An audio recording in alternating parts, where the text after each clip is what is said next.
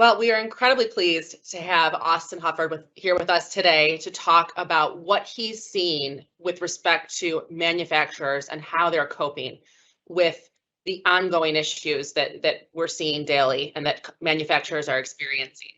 Austen is based in Chicago. He's been working for the Wall Street Journal, covering their U.S. manufacturing reports. He is a U of M alum, which is important to me because so am I. So go blue. And Austen, let me kick it off by asking you a two-part icebreaker question. And that is, what was your pandemic hobby and were you any good at it? So basically, my summer I spent learning how to sail on Lake Michigan. I took this sailing course through a yacht club here in Chicago, and it was really fun. Even though I don't know how good I am yet, but I'm hoping that next season I'll be even better.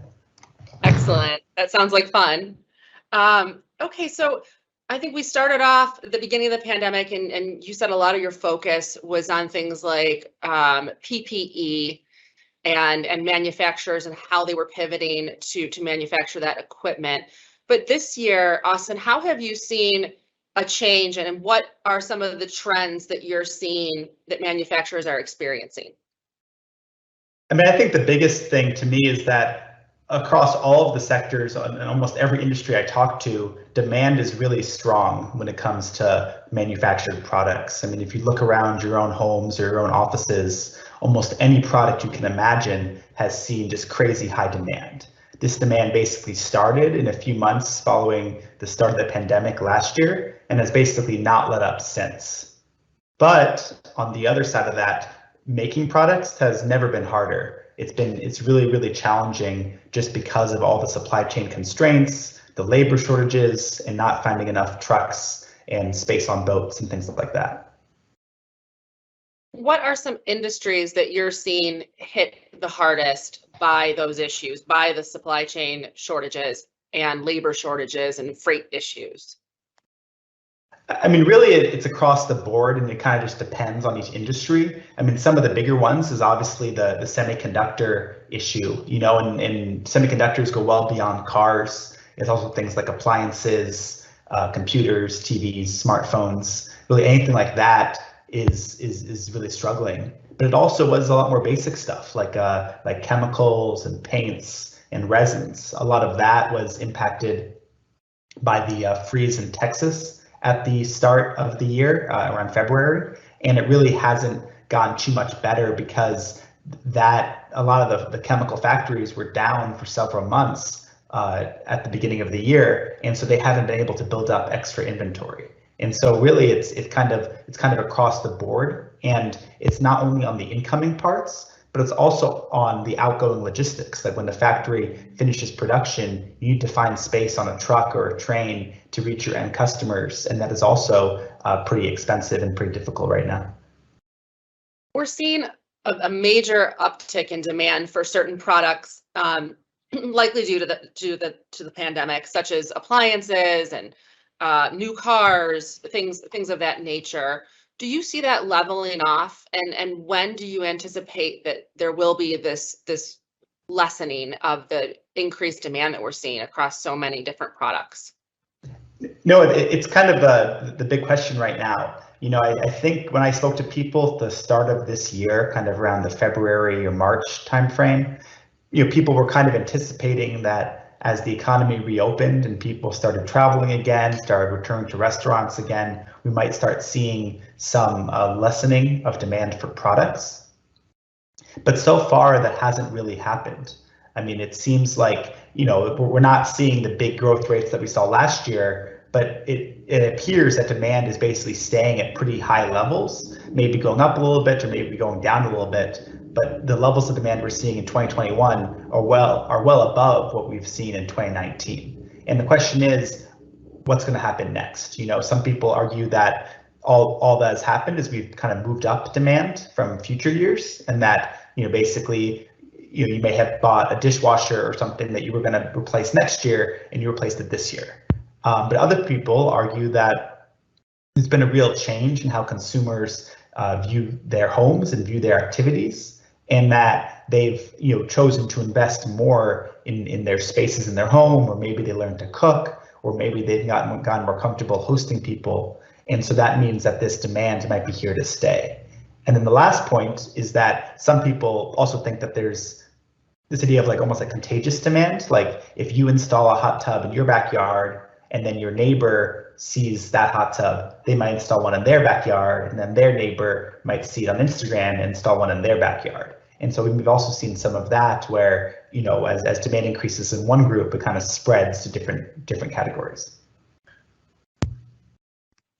And I know that you know so much about different products by virtue of having covered the manufacturing sector for the past few years. I think it's really interesting if you would share with the audience the hot tub anecdote that you have about just how complicated and complex the manufacturing process is.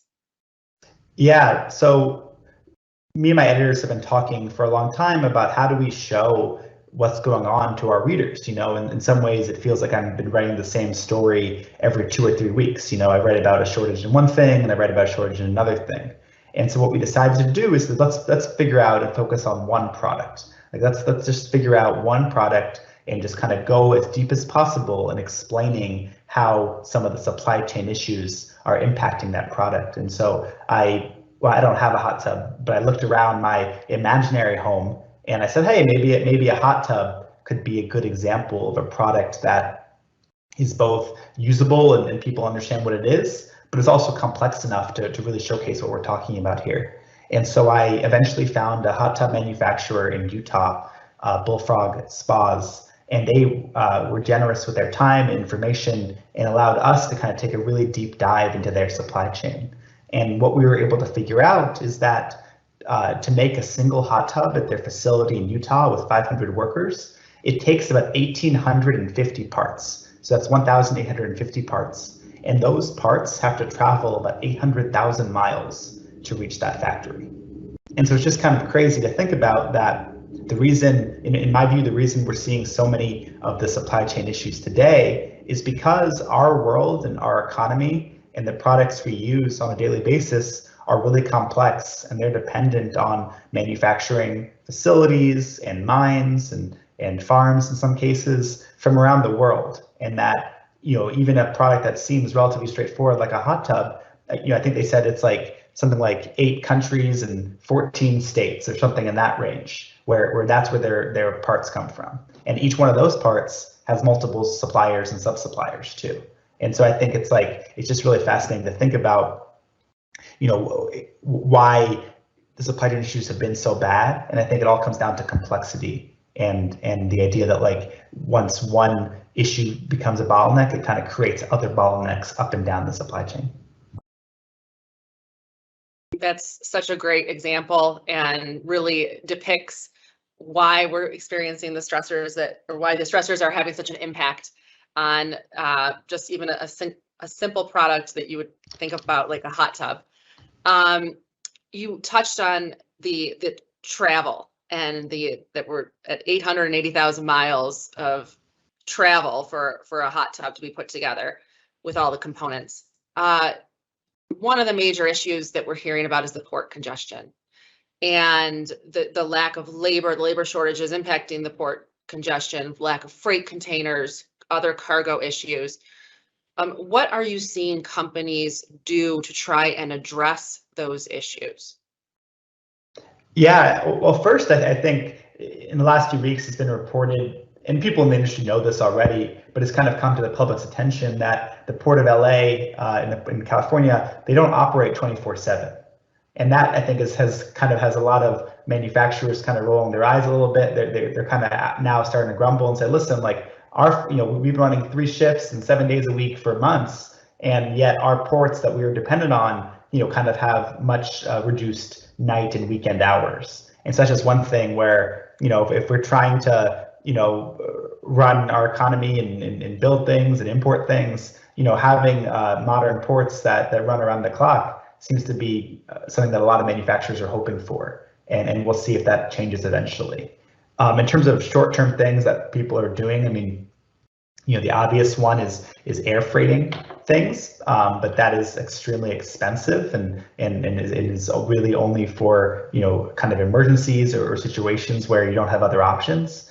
I've also seen other moves where this was kind of before the pandemic, but it's actually been super helpful for this company, where they basically built like a container area in China or in Asia somewhere, and then they basically take all their parts from around Asia and consolidate it so that they're using less containers. And I thought that was kind of an innovative solution, where basically I think they reduced their number of container usage by like 50% and increased their rate of filling up their containers up by 20% or something like that, because now instead of sending containers country by country, they all kind of centralize it in a hub in Asia and then ship it over collectively. And then the last thing people have been doing is looking at alternative ports, the port of Savannah or New Orleans or ports kind of on the East Coast. And yes, that takes a little bit more time, or you have to go through the Panama Canal in some cases. But that's just another alternative to say, hey, that's another area of a resiliency, and coming up with alternatives is saying, maybe we should have some of our products flow through East Coast ports instead of only coming through the West Coast, because if something happens on the West Coast, you have the East Coast as kind of a backup. That's really interesting. Austen, we're hearing so much about the short-term outlook on supply chains and when is it going to get a little better, and the companies are thinking it'll get better hopefully soon, 6 months out, maybe a little longer for certain industries. What do you think 5 years from now the buzz will be around supply chains? Do you think that supply chains will still be so top of mind 5 years from now? I think that's like kind of the real unknown, because I think it's easy for everyone to say, okay, yes, we're going to be investing a lot of money. We're going to dual source or triple source all of our parts. We're going to, have some parts made in the US and some parts made in Mexico and some parts made in Asia. And we're going to, be fully resilient and all that kind of fun things like that right now. But in 5 years, when you get the budget from your bosses and you need to cut something, might you say, okay, we're going to go back to single sourcing, or maybe, okay, we don't need to have parts made in 2 countries, we could have parts made in 1 country. And that's the big question, is how long are people's memories? Are they going to remember the lost revenue? Are they going to remember the profit hit they took during this time? Or are they going to say, no, like this was a once in a lifetime event, and it's not the most important thing to focus on resiliency? And I don't know what the answer is, but it is, I think, an important thing to keep in mind that the difference, the memories fade quite quick, I think. Agree. I know we heard a lot about moving manufacturing facilities closer. I know that one of my colleagues will be speaking about that later with respect to the trends of nearshoring and reshoring. But you're right. Will companies actually take the next step besides just considering it and make that huge move? Are you aware of any companies currently that are looking to change their operational footprint such that they're looking to nearshore or reshore? Yeah, I mean, I think it obviously depends on the company, but I have spoken to some executives who, there's one company, I think they're based in Arizona or something, and they were saying that they're actually doing more of the manufacturing in-house, that basically they were literally having, new equipment being installed last week, and that they were basically deciding that, that with all the supply chain issues and complexities of getting parts from China, that they just were kind of moving up the value chain and just deciding to do more of it in-house. But I've talked to other manufacturers and I brought up this example to them, and they're saying, well, at the end of the day, like, you're always going to have a supplier. So, whether you're making, this steel widget or you're buying the steel widget, everyone has a supplier. And so maybe it doesn't make sense to move up and to kind of go higher up the supply chain, because, you're just going to have a different set of supply chain issues. And so, at this point, I don't know if there's a massive move towards reshoring, but there is definitely a lot of people talking about it, and some companies are making investments into it. I also think that, there's a lot of talk about technology, and that technology has an important part to play here, because, with some of these, new manufacturing equipment, it becomes a lot more cost competitive if you're able to, take up a job that might require 10 manual people before, and now only requires 1 operator half time today. with the right investment. And so it does seem like there's definitely one scenario where technology combined with the supply chain issues at the ports leads to a lot of manufacturing coming back to the US. But that's not the same thing as wide scale manufacturing and employment. I'm not sure if these facilities are going to be employing thousands of people. It might be at a much different scale. Of course. And one of the major considerations, I think, with respect to where a company is going to set up its operations is labor rate. And we're hearing a lot more about how labor rates, shortages, issues, retention bonuses are impacting manufacturers. Can you walk us through some of the ways that this is trickling up to the manufacturers and might even impact the end price for consumer goods? Yeah, I mean, this is always a touchy subject, for every company, right? Talking about labor wages. An article I did earlier this year was talking about this idea of the manufacturing wage premium.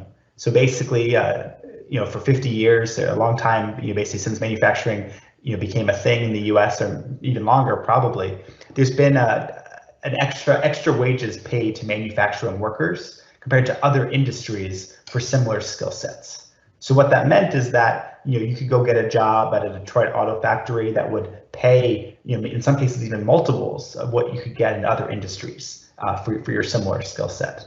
But it seems like in the last 2 or 3 decades, this gap has really declined. And what that means is that manufacturers are no longer paying a massive premium compared to retail, compared to fast food. I wrote about how we found a furniture manufacturer in Western Michigan, and they were advertising starting wages of $14 an hour. But the Wendy's up the street was also offering starting wages as $14 an hour, and you get free Frosties at Wendy's. So, I think in some cases there's, this idea that it's hard to be competitive. When I spoke to manufacturers, one thing they point out is that they're competing in a global environment, right? Like if the price of their furniture goes too high, someone might buy the furniture from someone in Georgia or someone in China or someone in Mexico. But at the restaurant and fast food, if you're hungry for dinner in Grand Rapids, you're not going to drive to Chicago to get dinner, right? Like it's a much more local environment. And so as long as the wages are rising along with your competitors' wages, it is not as much of a big deal. And so it's just one of those interesting things where labor markets are very local, but product markets are very global. And so I think that's kind of an issue that remains unresolved. That's a great insight. Austen, in the few minutes that we have left, can you just summarize for the audience, which is such a diverse array of manufacturers and industries, what some of the key takeaways and lessons learned are that companies can take and move forward with? I mean, I think right now, I think that there is this thinking long term and trying to understand, when a situation like this happens, when demand is so high, this is the time to meet that demand, right? I think when I speak to manufacturers, many of them have not seen demand as high since before the financial crisis, right? And so what that means is that as a manufacturer, you need to be prepared that when demand does return, if you're a company that can meet it, if you could serve customer needs, you're really going to benefit from it.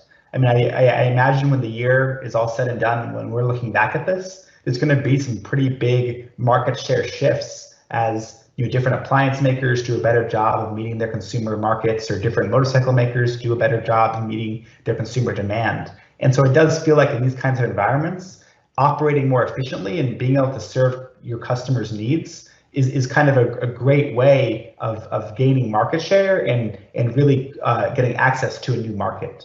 If you go to an appliance store now, a lot of people don't really have that many choices. You basically buy the one that's there, if they even have one there.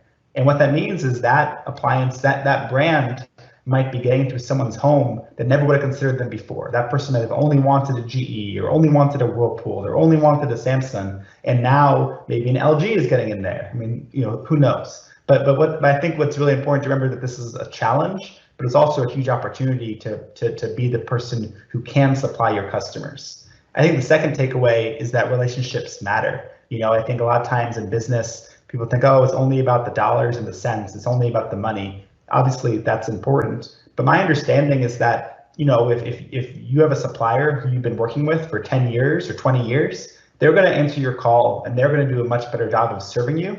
Versus someone who calls up today and says, hey, nice to meet you. I'm right down the street, but I've never once placed an order with your company. And so I think that there's something about this idea that having long-term supplier relationships with people pays off in situations like this that are sort of a crisis. Well, thank you, Austen, for allowing us to interview you and kind of flip the roles on you today to hear your valuable insights. For the audience's benefit, this session, it has been on the record with Austen Hufford. We really appreciate his time. He has encouraged anyone in the audience to please reach out and connect with him on LinkedIn as well. Thank you.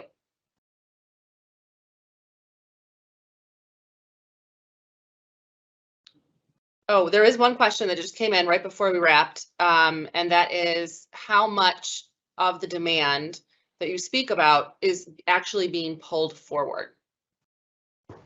I think it's hard to tell, but it seems like in certain industries, like in appliances, for example, it's more driven by increased usage and by people upgrading their kitchens. And so I don't know how much of it is a pull forward, because you know you're basically using your dishwasher maybe 3 times as much as you did before the pandemic, and so that leads to breaking early. But then once you get the dishwasher, the normal usage pattern might return. But on the other hand, you know, maybe for more of a home renovation situation, there is this idea that if you're renovate your home this year, you're not going to renovate it at least for another decade or 2. And so in that situation, that might be more of a pull forward. And so I think it's really hard to tell, but it seems like this demand is much more sustainable and strong than people were predicting. I mean, like I said, you know, 6 months ago, people really thought there was going to be a much, you know, maybe a much bigger decrease or much more of a plateauing effect. And it seems like demand has really held up at much higher levels than in 2019. Excellent. So it just depends. All right. Well, thank you. We appreciate it, Austen.